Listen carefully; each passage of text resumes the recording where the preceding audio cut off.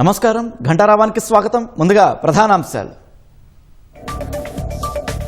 మంత్రివర్గ ప్రక్షాళన వైపు కాంగ్రెస్ అధిష్టానం యోచన. వివాదాలకు చెక్ పెట్టడం సహా పాలన పటిష్టం చేసే దిశగా చర్యలు.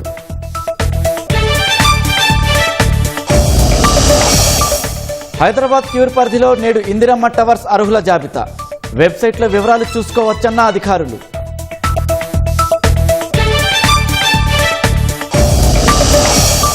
ఈ నెల 27 నుంచి సెప్టెంబర్ 20 వరకు సర్వ్ విచారణ. గ్రామ వార్డు సభల నిర్వహణపై అధికారులకు సీఈఓ దిశానిర్దేశం.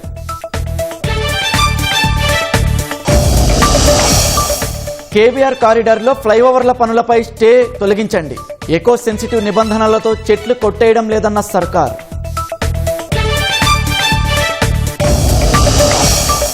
భారతీయ విద్యార్థులకు నిపుణులకు ట్రంప్ సర్కార్ భారీ షాక్. H1B వీసాలపై $1,00,000లకు పైగా అదనపు రుసుము విధించే ప్రతిపాదన.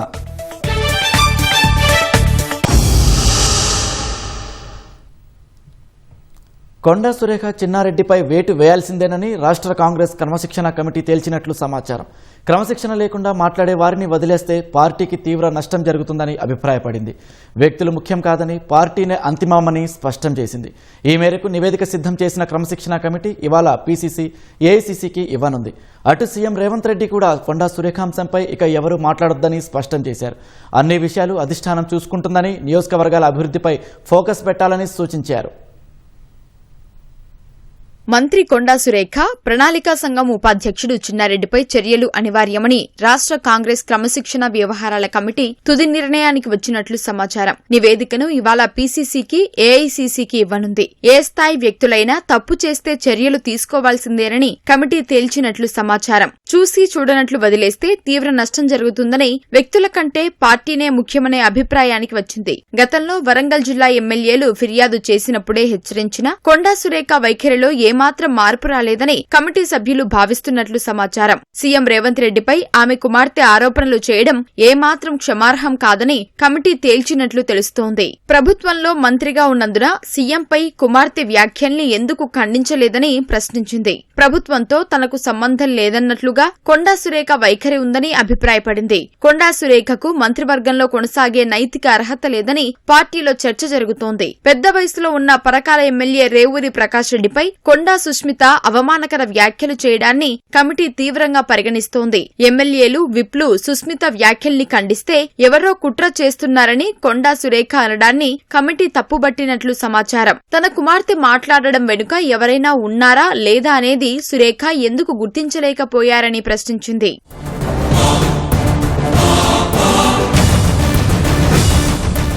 చిన్నారెడ్డి కూడా మంత్రిస్థాయి పదవిలో ఉండి పార్టీ టికెట్లను అమ్ముకున్నారనడం కూడా క్షమార్హం కాదని, ఆయనకు ప్రభుత్వ పదవిలో కొనసాగే నైతిక అర్హత లేదని పీసీసీ క్రమశిక్షణ కమిటీ అభిప్రాయపడ్డట్లు సమాచారం. చిన్నారెడ్డి గతంలో రాష్ట్ర కాంగ్రెస్ క్రమశిక్షణ వ్యవహారాల కమిటీ చైర్మన్ గా కూడా పనిచేసినందున ఇతర నేతలకు ఆదర్శంగా ఉండాల్సింది పోయి ఇలా వ్యవహరించడం ఏమాత్రం తగదని కమిటీ భావిస్తోంది. వీరిద్దరిపై చర్యలు తీసుకోకపోతే ఇతరులకు భవిష్యత్తులో సమాధానం చెప్పలేని పరిస్థితి వస్తుందని కూడా కమిటీ గట్టిగా భావిస్తోంది. సోమవారం committee chairman Mallu Ravi CM నివాసానికి వెళ్లి మర్యాదపూర్వకంగా కలిశారు. విదేశీ పర్యటన నుంచి తిరిగి వచ్చిన సందర్భంగా సీఎంను కలిసినట్లు ఆయన తెలిపారు. పార్టీలో జరుగుతున్న పరిణామాలపైన కాసేపు ముచ్చటించినట్లు సమాచారం. మంత్రి కొండా సురేఖ అంశంపై ఎవరూ బహిరంగంగా మాట్లాడవద్దని పార్టీ అధిష్టానం నిర్ణయం తీసుకుంటుందని ముఖ్యమంత్రి రేవంత్ రెడ్డి స్పష్టం చేశారు. సచివాలయంలో అందుబాటులో ఉన్న మంత్రులు, ప్రజాప్రతినిధులతో ఆయన సోమవారం సమావేశమయ్యారు. ఎమ్మెల్యేలందరూ నియోజకవర్గ అభివృద్ధిపై ఫోకస్ పెట్టాలని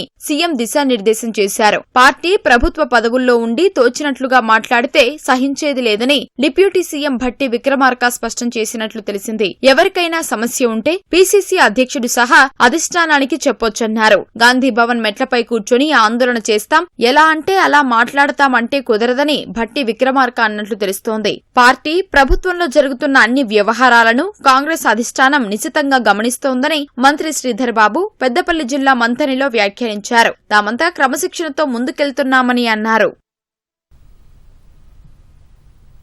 కాంగ్రెస్లో కొన్ని రోజులుగా చోటు చేసుకున్న వరుస రాజకీయ పరిణామాలు మంత్రివర్గ ప్రక్షాళన వైపు దారితీస్తున్నాయా?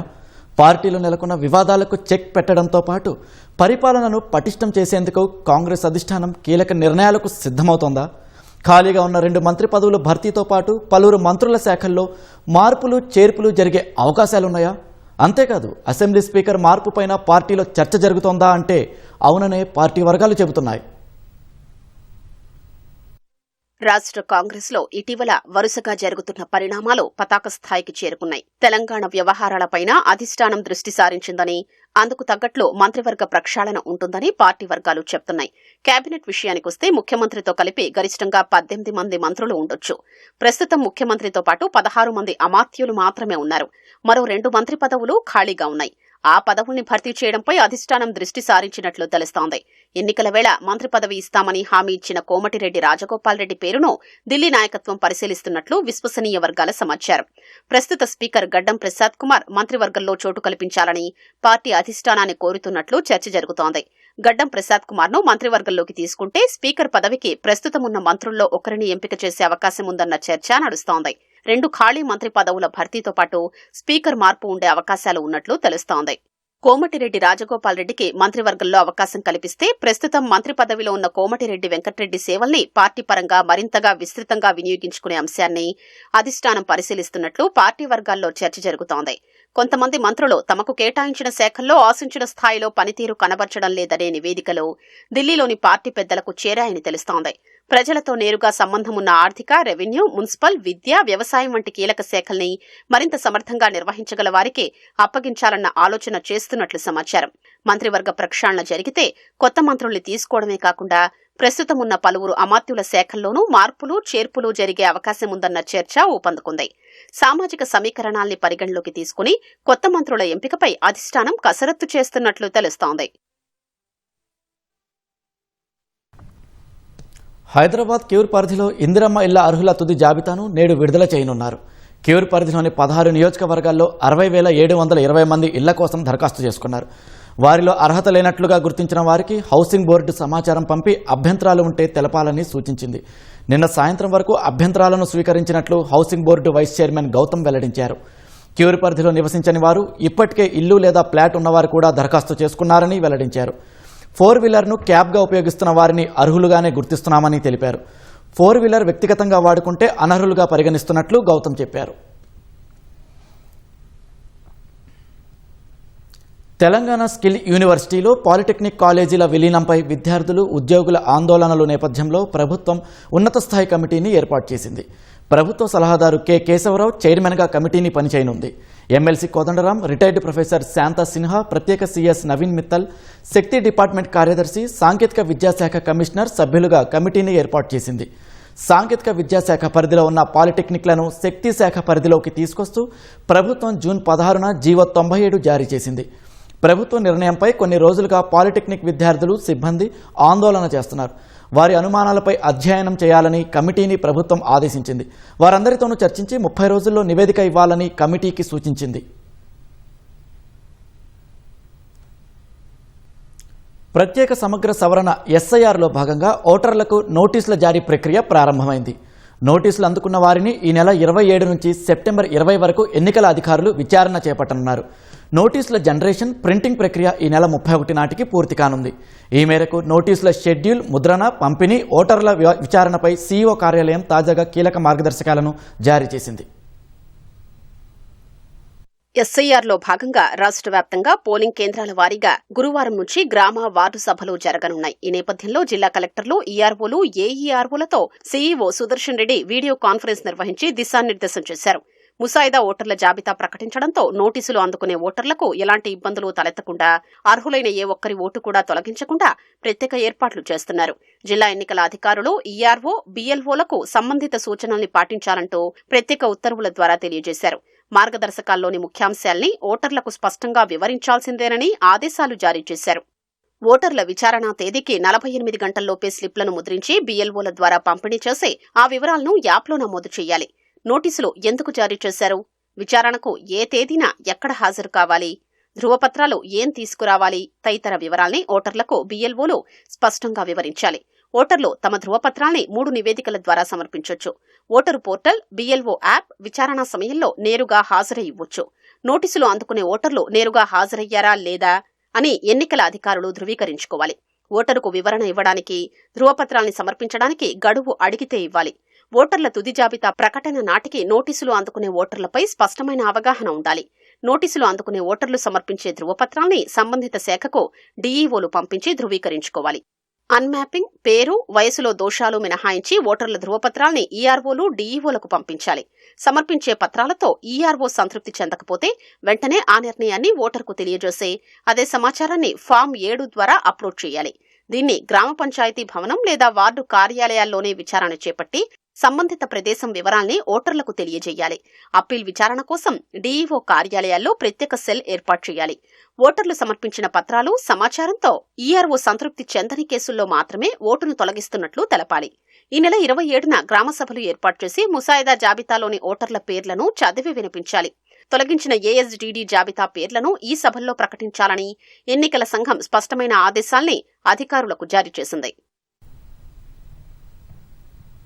హైదరాబాద్ కేబీఆర్ కారిడార్లో ట్రాఫిక్ రద్దీ నియంత్రణకు ఫ్లైఓవర్ల నిర్మాణం తప్పనిసరని, ఇక్కడి పనులపై గతంలో జారీ చేసిన స్టేని తొలగించాలని సుప్రీంకోర్టును రాష్ట్ర ప్రభుత్వం విజ్ఞప్తి చేసింది. కేబీఆర్ కారిడార్లో 7 ఫ్లైఓవర్లు, 6 అండర్ పాస్లను నిర్మిస్తున్నామని తెలిపింది. పార్కు చుట్టూ చేపడుతున్న పనుల కోసం రాష్ట్ర ప్రభుత్వం చెట్లు కొట్టేస్తోందని కాజల్ మహేశ్వరి దాఖలు చేసిన పిటిషన్లో వాస్తవాలు లేవని పేర్కొంది. ఎకో సెన్సిటివ్ నిబంధనలతో చెట్లు కొట్టేయడం లేదని స్పష్టం చేసింది. జూబ్లీహిల్స్, బంజారాహిల్స్ రోడ్డు నెట్వర్క్లో ట్రాఫిక్ రద్దీ నియంత్రణకు అభివృద్ధి పనులు చేపడుతోన్నట్లు వెల్లడించింది. అయితే ఈ అభివృద్ధి పనులు ఎకో సెన్సిటివ్ జోన్లోకి రావని సుప్రీం ధర్మాసనానికి ప్రభుత్వం వివరించింది. అభివృద్ధి పనుల కోసం కొట్టేసిన చెట్లు కేబీఆర్ పార్కు సరిహద్దులకు 25 నుంచి 35 మీటర్ల దూరంలోనివి తప్పితే తప్ప పార్కులోనివి కాదని పేర్కొంది. పార్కుకు ఎలాంటి ఇబ్బంది కలిగించొద్దన్న ఉద్దేశంతోనే ఫ్లైఓవర్ల డిజైన్లు మార్చామని, ఈ వాస్తవాలను పరిగణలోకి తీసుకొని స్టే తొలగించాలని రాష్ట్ర ప్రభుత్వం సుప్రీం ధర్మాసనానికి సమర్పించిన డాక్యుమెంట్లో వివరించింది. ఈ అంశంపై సమాధానం దాఖలుకు సమయం ఇవ్వాలని పిటిషనర్ తరపున సీనియర్ న్యాయవాది గోపాల్ శంకర్ నారాయణన్ కోరారు. అందుకు అనుమతించిన సుప్రీంకోర్టు తదుపరి విచారణను సెప్టెంబర్ 7కు వాయిదా వేసింది. బీఆర్ఎస్ ప్రభుత్వం రాష్ట్రాన్ని అప్పుల కుప్పగా మార్చినప్పటికీ అభివృద్ధి సంక్షేమ పాలన అందిస్తున్నామని మంత్రి జూపల్లి కృష్ణారావు తెలిపారు. మంత్రి కోమటిరెడ్డితో కలిసి హ్యామ్ రోడ్ల శంకుస్థాపనతో పాటు వనపర్తి జిల్లా కర్నెతండా లిఫ్టు ప్రారంభోత్సవంలో పాల్గొన్నారు. 700 కోట్లతో బ్రాహ్మణపల్లి నుంచి శ్రీశైలం వరకు ఎలివేటెడ్ కారిడార్ పనులకు డీపీఆర్ పూర్తయిందన్నారు. ఈ ప్రాజెక్టు పూర్తయితే ఏపీ, తెలంగాణ ప్రజలకు ఎంతో ఉపయోగకరంగా ఉంటుందని మంత్రి కోమటిరెడ్డి వెంకటరెడ్డి అన్నారు. మొత్తం ఉమ్మడి పాలమూరు జిల్లాకు 2963 కోట్ల రూపాయలు రోడ్ల కోసం, డబుల్ రోడ్ల కోసం మంజూరు చేసినందుకు, పెద్ద మనసుతో మంజూరు చేసినందుకు వెనుకబడ్డ జిల్లాకు ప్రత్యేక ధన్యవాదాలు తెలియజేస్తా ఉన్నా. అట్లాగే అచ్చంపేటకు సంబంధించి ఇప్పుడే డాక్టర్ వంశీకృష్ణ గారు చెప్పడం జరిగింది. సుమారుగా 160-170 కోట్ల రూపాయలు మంజూరు పెట్టడం జరిగింది. అట్లాగే ఇది ఒకటే కాదు, గడచిన 3 సంవత్సరాల కాలంలో, 2.5 సంవత్సరాల కాలం నుంచి కూడా ఎన్నో అభివృద్ధి సంక్షేమ కార్యాలు జరుగుతూ ఉన్నాయి.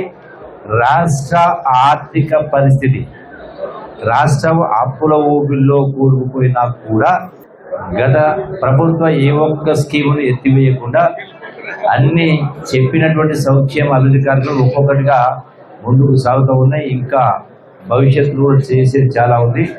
ఆ దొరగారు మనకు అప్పుల పాలు పెట్టి 8,00,000 కోట్లు అప్పు పెడితే నేను నా శాఖ నుంచి 7,200 కోట్లు ప్లాన్, నాన్ ప్లాన్ ఇవ్వడే కాదు, ముఖ్యమంత్రి గారి రేవంత్ రెడ్డి గారి సహకారంతో మనం రోడ్లు సేఫ్ గా ఇంటికెళ్ళి బయలుదేరి మళ్ళీ ఇంటికి సేఫ్ గా పోవడం, దాంతో పాటు మారుమూల ప్రాంతాల్లో కూడా డబుల్ రోడ్లు ఉంటే కొన్ని ఇండస్ట్రీస్ కానీ కొన్ని తక్కువ భూములకే, తక్కువ ధరకే భూములు వస్తాయి, ఇండస్ట్రీలు వస్తే స్థానిక యువకులకే ఉపాధి కలుగుతుందని చెప్పి 21,000 కోట్లు మా ఆర్ఎండ్బి శాఖ ద్వారా, మా సీతక్క ద్వారా 16,000 కోట్లు మననే ములుగులో గౌరవ ముఖ్యమంత్రి గారు శంకుస్థాపన చేసింది. గౌరవెల్లి ప్రాజెక్టు పూర్తి చేసి హుస్నాబాద్ ప్రాంతాన్ని సస్యశ్యామలం చేసే బాధ్యత తనదేనని మంత్రి పొన్నం ప్రభాకర్ పునరుద్ఘాటించారు. కరీంనగర్ జిల్లా చిగురుమామిడి మండలంలోని పలు గ్రామాల్లో పల్లెపల్లెకు పొన్నమ్మన్న, పల్లెపల్లెలో ప్రజాపాలన కార్యక్రమంలో భాగంగా మంత్రి పర్యటించారు. సమస్యలపై ప్రజలు, రైతులతో మంత్రి ముఖాముఖి నిర్వహించి వినతులు స్వీకరించారు. గౌరవెల్లి ప్రాజెక్టు కాలువలకు భూసేకరణకు సంబంధించి 250 కోట్ల రూపాయలను కలెక్టర్లకు కేటాయించడం జరిగిందన్నారు. భూసేకరణకు నిర్వాసితులు సహకరించాలని కోరారు. భూమి పోతున్న వాళ్ళకు బాధ ఉన్నా 20 ఏళ్ల నుంచి గవర్నమెంట్ ప్రాజెక్టు కొరకు మనం వెయిట్ చేస్తా ఉన్నాం. 2007లో రాజశేఖర రెడ్డి గారు ఫౌండేషన్ వేస్తే తర్వాత ఆ ప్రాజెక్టుకు సంబంధించినటువంటి విధి విధానాలన్నీ మీకు తెలుసు. ఈ రోజు అది పూర్తి చేసే బాధ్యత మీ అందరి ఆశీర్వచనలతో నా మీద పడ్డది. భూసేకరణ పైసలు వెంటనే దానికి సంబంధించిన నష్టపరిహారాలన్నీ తీసేసుకొని కాలువల తవ్వకంతో పాటుగా ఆ యొక్క ఎడమ కుడి కాలువలకు సంబంధించిన చిన్న చిన్న రిపేర్లు అవి కూడా చేసి వెంటనే గౌరవెల్లికి సంబంధించినటువంటి నీళ్లను గౌరవ ముఖ్యమంత్రి గారు అనేకంగా నీటిపారుదల శాఖ మంత్రి ఉప ముఖ్యమంత్రి అందరూ అడుగుతా ఉంటారు ఏమైంది గౌరవెల్లని. ఆ గౌరవెల్లికి సంబంధించి తొందరలో పూర్తి చేసి ఈ ప్రాంతం అంతా కూడా సస్యశ్యామలంగా చేసేటువంటి బాధ్యత నాది అనేటువంటి మాట కూడా మరొకసారి సందర్భంగా అడిగేస్తున్నా. వేడుక ఏదైనా పర్యావరణ హితంగా ఉండాలని హైడ్రా కమిషనర్ రంగనాథ్ అన్నారు. గణేష్ ఉత్సవాలతోనే అది ప్రారంభం కావాలని కోరారు. వినాయక చవితి పండుగను పురస్కరించుకొని హైదరాబాద్లోని పలు స్వచ్ఛంద సంస్థల ప్రతినిధులతో సమావేశమయ్యారు. ప్లాస్టర్ ఆఫ్ ప్యారిస్తో కలిగే నష్టాలను, మట్టి విగ్రహాలతో కలిగే లాభాలను వివరిస్తూ రూపొందించిన పోస్టర్ను రంగనాథ్ ఆవిష్కరించారు. ₹1 మట్టి విగ్రహాలను అందిస్తున్నామని లైఫ్ సేవర్స్ ఆర్గనైజేషన్ ప్రతినిధి శివ తెలిపారు. హైడ్రా అభివృద్ధి చేస్తున్న చెరువులు ఎంతో పర్యావరణ హితంగా మారుతున్నాయని, వాటికి మన ఉత్సవాలు కూడా తోడవ్వాలని ఆకాంక్షించారు.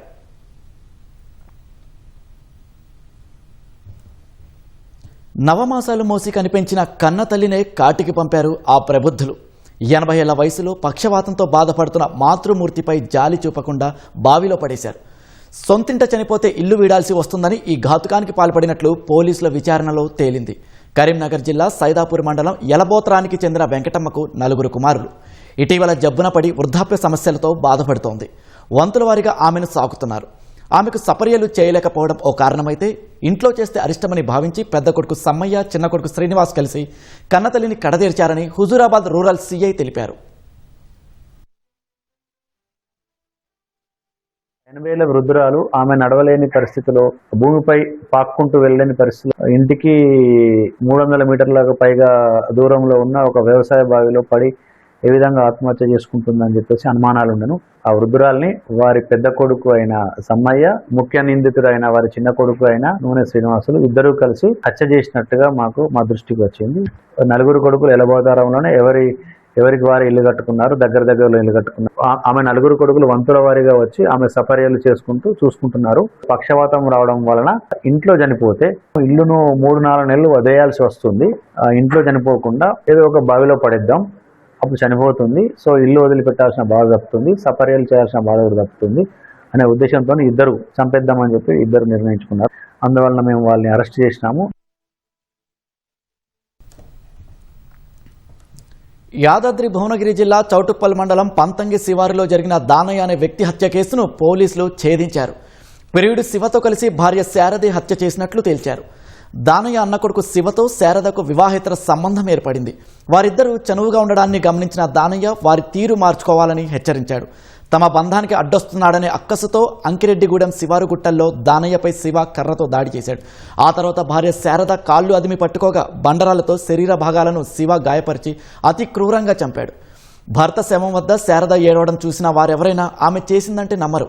కానీ బంధువులు మాత్రం శారదపైనే అనుమానం ఉందని చెప్పడంతో పోలీసులు తమదైన శైలిలో ప్రశ్నించి నిందితులను కటకటాల్లోకి నెట్టారు.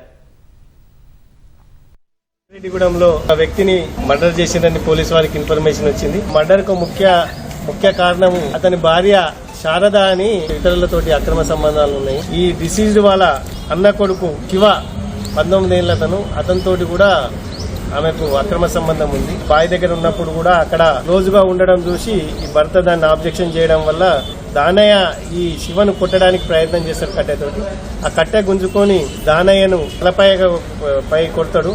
కొట్టంగానే అక్కడనే ఈ దానయ్య పడిపోతాడు. పడిపోయిన తర్వాత భార్య దానయ్య కాళ్ళు పట్టుకొని ఈ శివ అనేటోడు బండరాయితోటి తలకాయ పైన ఇక్కడ ఇతర భాగాల్లో కొట్టి చంపుతారు. శారదను కస్టడీలో తీసుకొని మేము ఇంట్రాగేషన్ చేస్తే నేరం ఒప్పుకున్నారు. శివను కూడా మేము అరెస్ట్ చేయడం జరిగింది.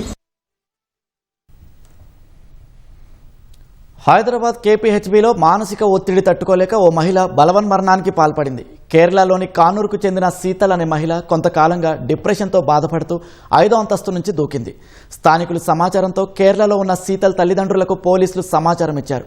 మృతదేహాన్ని శవపరీక్ష నిమిత్తం గాంధీ ఆసుపత్రి మార్చురీకి తరలించారు.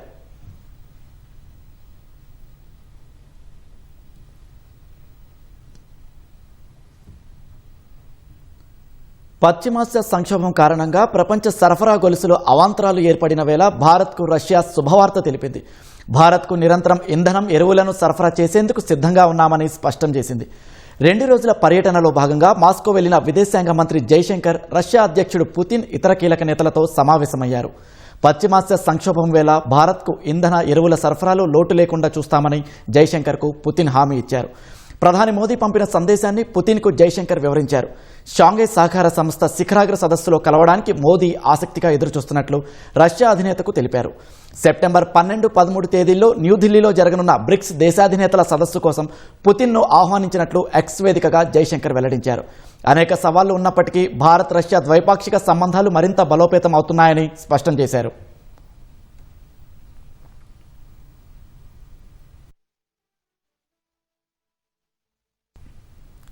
అమెరికాలో చదువు, ఉపాధి అవకాశాల కోసం చూస్తున్న భారతీయ విద్యార్థులు, నిపుణులకు ట్రంప్ సర్కార్ భారీ షాక్ ఇచ్చింది.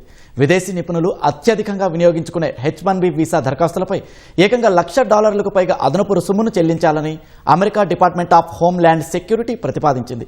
ప్రతిపాదిత ఫీజు అమల్లోకి వస్తే భారతీయులపై తీవ్ర ప్రభావం చూపించే అవకాశం ఉందని నిపుణులు ఆందోళన వ్యక్తం చేస్తున్నారు. H-1B వీసా దరఖాస్తులపై కొత్తగా $1,03,265 రుసుమును అమెరికా ప్రతిపాదించింది. అడ్వాన్స్డ్ డిగ్రీ మినహాయింపునకు అర్హత ఉన్నవారు సహా H-1B వీసా క్యాప్ పరిధిలోకొచ్చే అన్ని దరఖాస్తులకు ఇది వర్తిస్తుందని America department of homeland security తెలిపింది. H-1B వీసా క్యాప్ మినహాయింపు ఉన్న దరఖాస్తులకు ఇది వర్తించదని స్పష్టం చేసింది. ప్రస్తుతం ఉన్న H-1B దరఖాస్తు రుసుము కాకుండా ప్రత్యేక అదనపు ఫీజుగా ఉన్న ఈ $103,265 వసూలు చేయనున్నారు. ఈ మేరకు ఫెడరల్ రిజిస్టర్లో ఓ నోట్ను పోస్ట్ చేశారు. ఈ ప్రతిపాదనపై 30 రోజుల వరకు ప్రజాభిప్రాయాలు స్వీకరించే అవకాశాలు ఉన్నాయి. ఈ ఏడాది చివరికల్లా కొత్త రుసుమును అమల్లోకి తీసుకురావాలని ట్రంప్ ప్రభుత్వం భావిస్తోంది. H-1B వీసాలపై $1,00,000 ఫీజు వసూలు చేయాలన్న ట్రంప్ సర్కార్ ప్రణాళికకు న్యాయస్థానంలో చుక్కెదురవగా మళ్లీ ఈ కొత్త ప్రతిపాదన తెరపైకి తెస్తున్నారు. ఏటా 65,000 వరకే H-1B వీసాల్ని మంజూరు చేసేలా అమెరికా కాంగ్రెస్ పరిమితి విధించింది. దీన్ని రెగ్యులర్ క్యాబ్ గా పిలుస్తారు. అమెరికా కళాశాల నుంచి మాస్టర్స్ డిగ్రీ లేదా అంతకంటే ఎక్కువ డిగ్రీ పొందిన విద్యార్థులకు అదనంగా మరో 20,000 H-1B వీసాల్ని కాంగ్రెస్ కేటాయించింది. ఈ అదనపు వీసాల్ని మాస్టర్స్ క్యాబ్ గా పరిగణిస్తారు. ప్రతిపాదిత ఫీజు కార్యరూపం దాలిస్తే అమెరికాలో స్థిరపడాలని కలలుగనే భారతీయ నిపుణులకు గట్టి ఎదురుదెబ్బ తగిలినట్లవుతుంది. 2024 ఆర్థిక సంవత్సరంలో H-1B పిటిషన్లలో 71% భారతీయులవే కావడం విశేషం. మరోవైపు F1 optional practical training program దరఖాస్తులకు కొత్తగా దాదాపు $1,00,000 మేర రుసుము విధించే యోచనలో ట్రంప్ సర్కార్ ఉన్నట్లు ప్రముఖ ఇమ్మిగ్రేషన్ లా సంస్థ ఫ్రాగోమెన్ పేర్కొంది. కేరళ సుందరి కజియా లిజ్ మెజో ప్రతిష్టాత్మక మిస్ యూనివర్స్ ఇండియా 2026 కిరీటాన్ని దక్కించుకుంది. జైపూర్లో అట్టహాసంగా జరిగిన గ్రాండ్ ఫినాలేకు దేశవ్యాప్తంగా ఎంపికైన అందగత్తెలు హాజరవగా వారందరినీ వెనక్కి నెట్టి కజియా విజేతగా నిలిచింది. ప్యూర్టో రికో వేదికగా నవంబర్లో జరగనున్న 75వ మిస్ యూనివర్స్ పోటీల్లో కజియా భారతదేశం తరపున ప్రాతినిధ్యం వహించనున్నారు. 19 ఏళ్ల వయసు గల కజియా లిజ్ మెజో మోడల్గా పనిచేస్తూనే ప్రస్తుతం న్యాయశాస్త్ర విద్యను అభ్యసిస్తోంది.